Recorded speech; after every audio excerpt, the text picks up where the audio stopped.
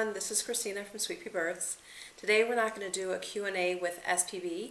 Instead, I'd like to tell you about a rally I'm going to attend this Thursday. Here are the details on the rally.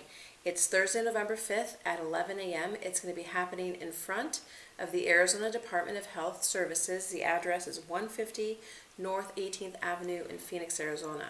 I'm attending this rally in support of the home birth midwives here in Arizona, not just Phoenix, the whole state.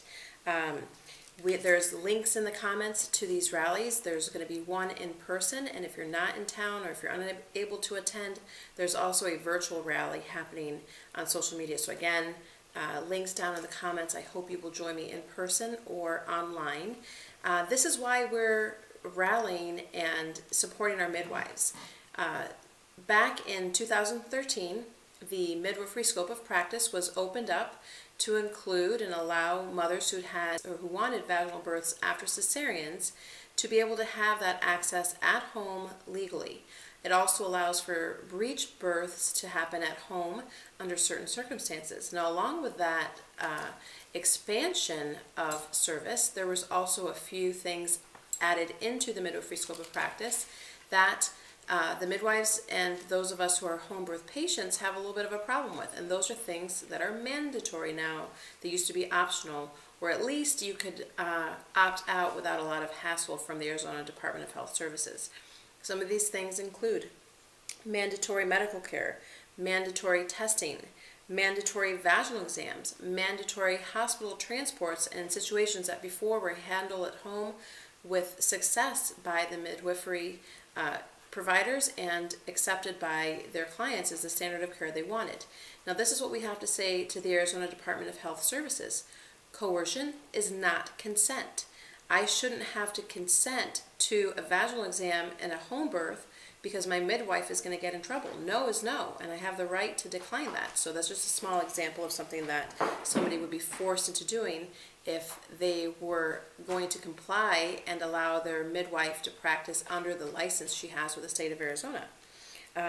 Here's another example. If there's a transfer of care at any time during pregnancy or during the labor or birth process or in the postpartum process, your midwife legally by the state of Arizona is no longer allowed to see you or your baby. Is that ridiculous? The one person you would want to see should you have a kind of emergency or a kind of situation that moves you out of the range of healthy and low risk, which your midwife in good conscience is going to transfer care because that's what she's supposed to do and that's what she wants to do to ensure a healthy mom and a healthy baby. Now she's forbidden to see you.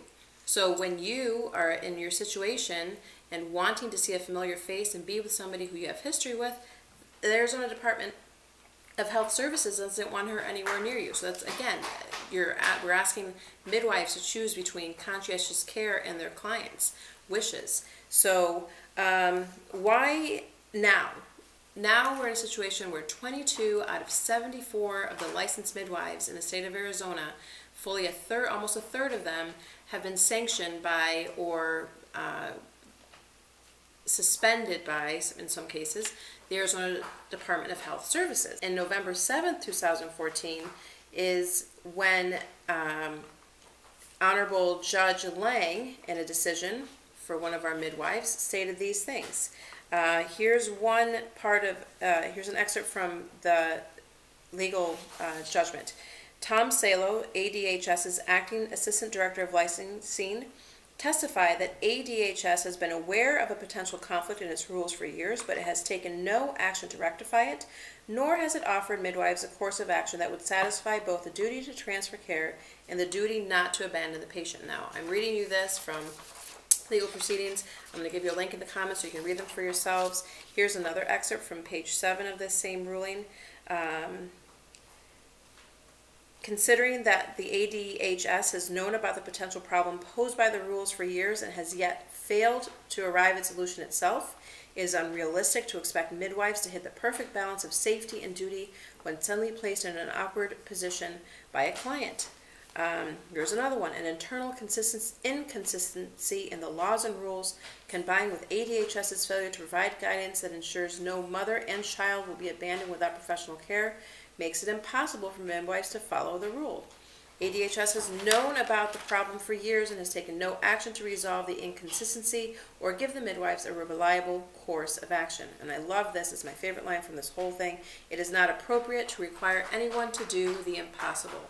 So we're a rally. We're telling AZDHS no more. You cannot ask our midwives to do the impossible. Provide good care and then also follow your rules. So again, coercion is not consent. Let's show up for our midwives Thursday, November 5th, 11 a.m.